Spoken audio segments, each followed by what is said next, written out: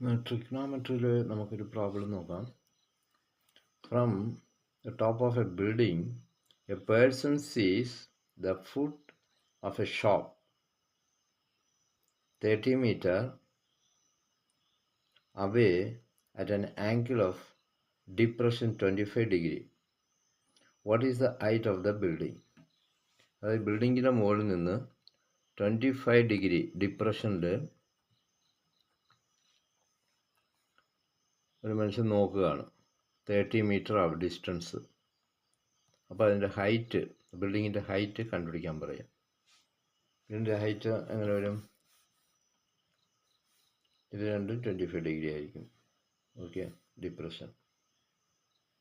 ഇത് 25 ആകുമ്പോൾ ഇതും 25. ഇപ്പോൾ tan theta, tan 25 degree is equal to h/30. h/30 ഈ ഫോർമുല നമുക്കറിയാം. ഇപ്പോൾ h ഒരു സൈഡ് വെച്ചാലും h is equal to tan 25 into 30.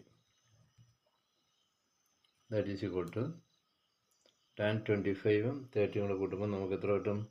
13.98 meter. That is the answer. Okay.